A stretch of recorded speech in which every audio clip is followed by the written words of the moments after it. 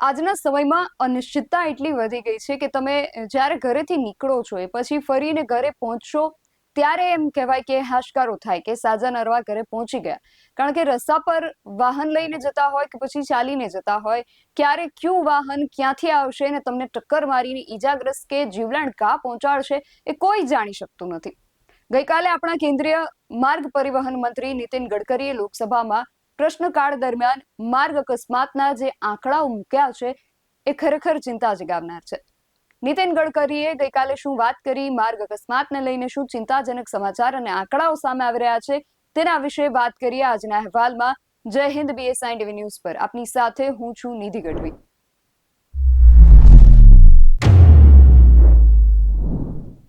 ભારતમાં દર વર્ષે લાખો લોકો રોડ એક્સિડન્ટમાં પોતાનો જીવ ગુમાવે છે. આ ગંભીર સ્થિતિને જોતા કેન્દ્રીય માર્ગ પરિવહન મંત્રી નીતિન ગડકરીએ લોકસભામાં એક મોટી જાહેરાત કરી છે, જે મુજબ હાઈવે પર અકસ્માત સમયે ઘાયલ વ્યક્તિની મદદ કરનાર માણસને હવે રાહવીર તરીકે ઓળખવામાં આવશે અને તેને સરકાર તરફથી 25,000 રૂપિયાનું રોકડ ઇનામ પણ આપવામાં આવશે. લોકસભામાં પ્રશ્નકાળ દરમિયાન ગડકરીએ એવું પણ જણાવ્યું કે ભારતમાં દર વર્ષે અંદાજે 5 લાખ અકસ્માત થાય છે, જેમાં 1,80,000 લોકોના મોત થાય છે. સૌથી વધુ દુઃખદ વાત છે કે આ મૃત્યુ પામનારાઓમાં 67% લોકો 18 થી 34 વર્ષની વયના યુવાનો હોય છે. એમ્સના એક રિપોર્ટને ટાંકીને પણ તેમણે વાત કરી છે.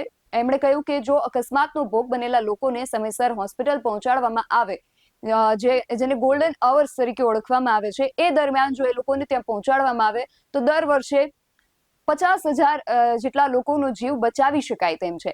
1,80,000 લોકો મૃત્યુ પામે છે અને એમાંથી 50,000 લોકોને જો સમયસર હોસ્પિટલ પહોંચાડવામાં આવે તો એમનો જીવ બચી શકે છે. અને એમ્સ દ્વારા આ રિપોર્ટ જે છે એ આપવામાં આવ્યો છે. આ સિવાય પણ નીતિન ગડકરીએ ઘણી વાત કરી છે. સૌથી પહેલા તો તેમને સાંભળીએ, પછી આગળ વાત કરીએ.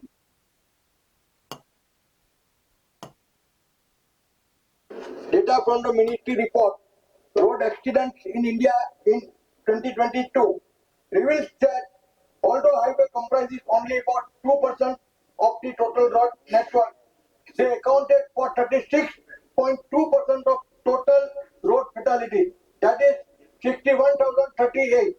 A major reason for this is the persistence of accident black spots. Will the minister please state whether the O&M contract include a strict time-bound clause for the permanent rectification of identified black spots? And furthermore, if a total accident occurs at a black spot that was identified but not rectified by the concessionaires for over 3 months, is there a provision to hold the concessionaire criminally liable for negotiation? Thank you, sir. सम्मान्य speaker महोदय, सम्मान्य सदस्य जो बात बता रहे वो काफी चिंताजनक है। मैं स्पीकर महोदय आपसे भी अनुरोध करूंगा कि सदन के द्वारा आपके नेतृत्व में इस विषय की तरफ आप भी एड्रेस करके लोगों को जगाने के काम के लिए हमें सहयोग करें।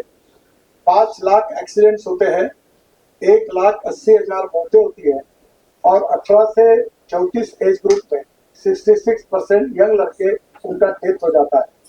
अभी दिल्ली के एम्स ने एक रिपोर्ट दिया है कि अगर ये जो एक्सीडेंट्स होते हैं उसमें अगर हम उनको मेडिकल हेल्प दे सकते हैं तो 50,000 लोगों की जान हम साल में बचा सकते हैं। और इसलिए सम्मान्य स्पीकर महोदय, हमने एक स्कीम तैयार की है, चाहे चालू भी हुई है। मैं आप सबका सहयोग मांगता हूँ कि रोड पर एक्सीडेंट होता है तो लोगों को लगता है कि कोई लफड़े में पड़े, तो मैं उनसे अनुरोध करूंगा, कोई कार्रवाई नहीं होगी, पुलिस तकलीफ नहीं देगा, आप उस व्यक्ति को उठाओ, हॉस्पिटल में पहुंचाओ और जो ये काम करेगा उसको हम राहवीर कहेंगे और उसको 25,000 रुपए का अवार्ड देंगे, ताकि 50,000 लोगों की जान बचे। बचाने के बाद जिस भी अस्पताल में उसको एडमिट करेंगे तो उस हॉस्पिटल में 7 दिन की ट्रीटमेंट और 1.5 लाख रुपए तक हम तुरंत उस हॉस्पिटल को रिम्बर्समेंट करके देंगे ताकि उसकी जान बचे। और मुझे लगता है कि इस काम में अगर ये सहयोग करेंगे तो फायदा होगा। दूसरा, संसद महोदय, हमने आपकी अध्यक्षता में एक्सीडेंट निवारण कमेटी हर कॉन्स्टिट्यूशन में स्थापित की है। कलेक्टर उसका सेक्रेटरी है। हर 2 महीने में एक बार मीटिंग करिए, ब्लैक स्पॉट ढूंढिए, सभी यंत्रणाओं को काम को लगाइए और इसको निश्चित रूप से दूर करने की कोशिश करिए। रोड इंजीनियरिंग में सुधार करने के लिए ब्लैक स्पॉट में हमने 7,000 ब्लैक स्पॉट रेक्टिफाई किए हैं, 40,000 करोड़ रुपए मंजूर किए हैं और लगातार ये रेक्टिफाई कर रहे हैं। नए ध्यान में आके वो कर रहे हैं क्योंकि हमारे डीपीआर डिफेक्टिव है, उसको भी सुधारने की कोशिश कर रहे हैं। और ऑटोमोबाइल इंजीनियरिंग में अब 6 एयरबैग्स मैंडेटरी कर दिए है। स्कूटर में हमने helmet 2 helmet free of charge, company जब कोई स्कूटर लेगा तो उसको देने की योजना दी है। इसके साथ मोबाइल पर बात नहीं करना, गाड़ी चलाते समय, स्कूटर चलाते समय, लेन डिसिप्लिन का पालन करना, रास्ता क्रॉस करते समय बीच में नहीं जाना, रेड सिग्नल होगा तो रुकना। अध्यक्ष महाराज, मुझे बड़े दुख के साथ कहना पड़ता है कि ये एक्सीडेंट का संबंध ह्यूमन बिहेवियर से है। कानून के प्रति डर भी नहीं और सम्मान भी नहीं। और हम लोग 1,80,000 लोगों की जाने जा रही है। कोई लड़ाई में जितने लोग नहीं मरे, कोविड में नहीं मरे, हर साल मर रहे, यंग लड़के लड़कियां मर रहे, पढ़े लिखे लड़के मर रहे। मुझे लगता है कि ये पब्लिक एजुकेशन के लिए बहुत इंपॉर्टेंट है। हम बहुत कोशिश कर रहे हैं, अमिताभ बच्चन से लेकर काफी लोग हम कैंपेन चलाते हैं। अभी इस बार के प्रोग्राम में एक काफी लोगों को करके अलग अलग जगह पर बच्चों के लिए प्रोग्राम करते हैं।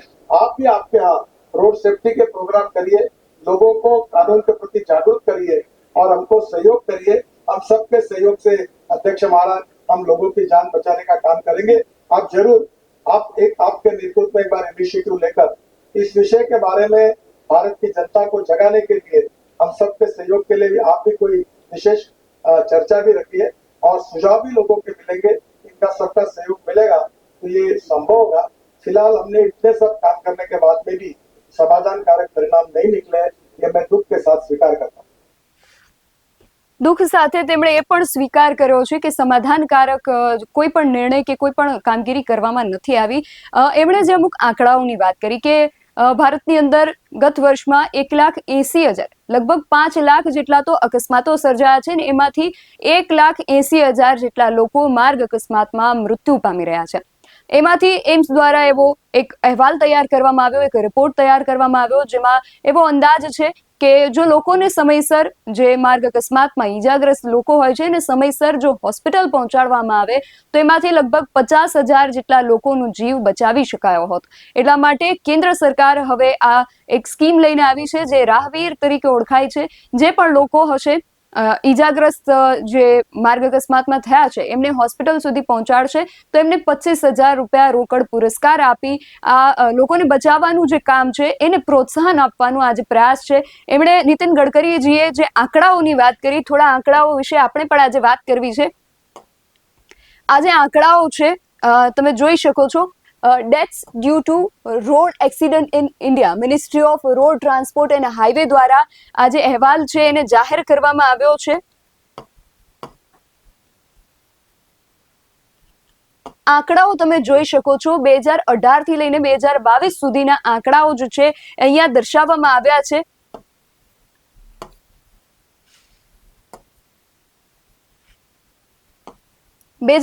ની અંદર ટોટલ નંબર ઓફ ફેટાલિટીઝ એટલે કે કેટલા મૃત્યુ થયા છે 2018 વર્ષ 2018માં તો આપણે જોઈ શકીએ છીએ 1,57,593 લોકોના વર્ષ 2018માં માર્ગ અકસ્માતના કારણે મોત થયા હતા. એ બાદ 2019માં 1,58,984 લોકો મૃત્યુ પામ્યા. 2020માં 1,38,383 લોકોના મોત થયા.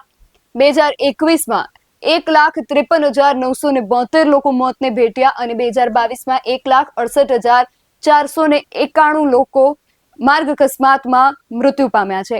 2018 થી લઈને 2022 સુધીના આંકડાઓ છે અને આપણે જોઈ શકીએ છીએ કે આંકડાઓમાં વધારો થયો છે. 2018માં 1,57,000 હતા જ્યારે 2022માં 1,68,000 છે. લગભગ 10,000 જેટલો આંકડો જે છે એ વધી ગયો છે. આટલી બધી સુવિધાઓ હોવા છતાં માર્ગ અકસ્માતના આ જે આંકડાઓ છે એ વધી રહ્યા છે જે ચિંતાજનક છે.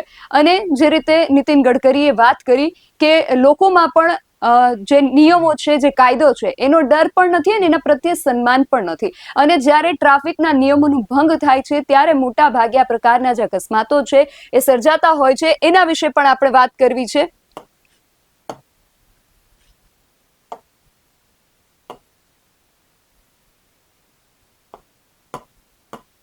અહીંયા જે આંકડાઓ આપવામાં આવ્યા છે એના પર એકવાર નજર કરીએ.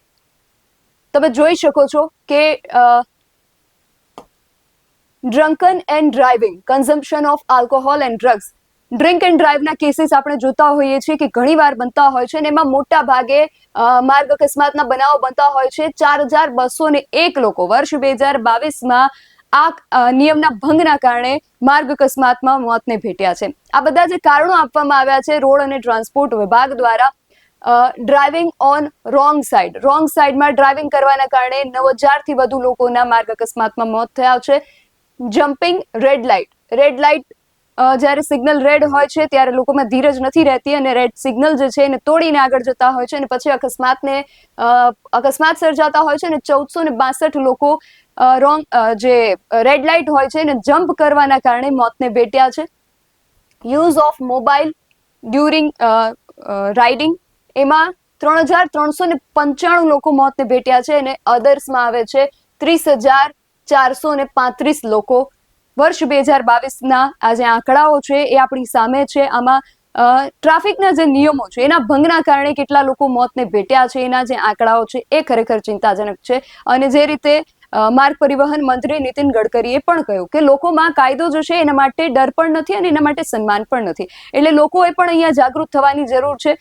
કાયદો જે છે એને ડર ન હોવાના કારણે લોકો આ નિયમોનો ભંગ કરતા હોય છે અને પછી આ પ્રકારના ગંભીર અકસ્માતો સર્જાતા હોય છે અને આપણે આપણા જ ઘરના દીકરા દીકરીઓને માર્ગ અકસ્માતમાં કમોતે ગુમાવવા પડતા હોય છે. તો લોકોએ પણ સાથે જાગૃત થવાની જરૂર છે. અને જે રીતે સ્કીમ બહાર પાડવામાં આવી છે રાહવીરની, કે કોઈ પણ વ્યક્તિ આ પ્રકારે માર્ગ અકસ્માતમાં જો ઈજા પામે છે તો એના માટે સરકારે 25,000 રૂપિયાના રોકડ પુરસ્કારની જાહેરાત કરી છે. હવે આ બધા પ્રયત્નો અને લોક જાગૃતિના કાર્યક્રમોના અંતે આપણે એવી આશા રાખી શકીએ કે કદાચ હવે આવતા વર્ષે જ્યારે આપણે નવા આંકડાઓ જોઈએ ત્યારે એમાં આશાસહ ઘટાડો થઈ શકે. આ જે વિષય છે માર્ગ અકસ્માતને લગતા જે બનાવો બની રહ્યા છે એને કઈ રીતે ઘટાડી શકાય, તમારી પાસે પણ જો કોઈ આને લઈને કોઈ સુઝાવ હોય તો તમે અમને કમેન્ટ બોક્સમાં ચોક્કસથી જણાવજો. અને આ સિવાય પણ તમારો આ વિષયને લઈને શું મત છે એ પણ અમને તમે કમેન્ટ બોક્સમાં જરૂરથી જણાવજો. આવા જ વધુ અહેવાલો સાથે મળતા રહીશું. તમે મારી યુટ્યુબ ચેનલને સબસ્ક્રાઇબ કરવાનું અને અમને ફેસબુક અને ઇન્સ્ટાગ્રામ પર ફોલો કરવાનું ભૂલશો નહીં. બાકી અવનવી અપડેટ્સ માટે આપ જોતા રહો BSI TV ન્યૂઝ. નમસ્કાર.